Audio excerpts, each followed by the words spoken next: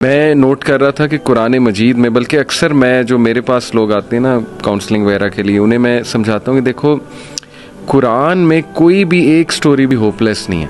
सुभान अल्लाह। दुनियावी नताइज के हवाले से भी, एक तो है ना उखरवी नताइज के हवाले से तो होपलेसनेस हो ही नहीं सकती मोमिन को, दुनियावी नताइज के हवाले से होपलेसनेस नहीं है। आप देखें हज़रत याकूब अलैहिस्सलाम, उनका गम इस लेवल का था कि इतना रोए के अंधे हो गए, लेकिन एट दी एंड बेटा भी वापस मिला, बादशाह बन के वापस मिला और बेनाई भी वापस आई।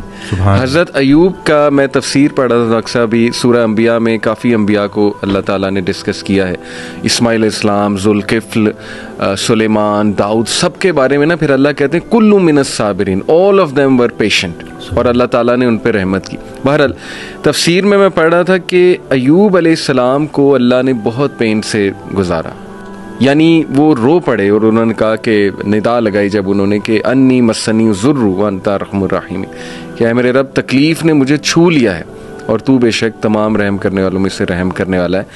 तो लिखा होता तफसीर में कि the reason Allah Taala made him go through all this tough time was to tell everyone कि मैं अपने प्यारों को तकलीफ से गुजारता हूँ। ये ना समझना कि मैं तुमसे हेट करता हूँ या मैं जो है वो कोई तुम्हें पनिश कर रहा हूँ, क्योंकि देखो अगर अयूब गुजर सकते हैं और अंबिया गुजर सकते हैं तो मे बी इसमें कोई बहुत बड़ी हिकमत है, पेन में, गम में।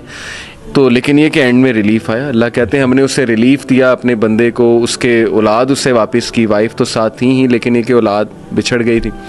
इसी तरह आप देखें ज़करिया अलैहिस्सलाम औलाद नहीं थी, रो पड़े। मरियम अलैहिस्सलाम को एक दिन देखा कि उनके पास फल हैं, बेमौसमी फल हैं, तो दिल में ख्वाहिश की और नमाज में अल्लाह से दुआ की कि अल्लाह अगर तू बेमौसमी फल दे सकता है तो तू मुझे औलाद भी दे सकता है, तू इस पे कादिर है।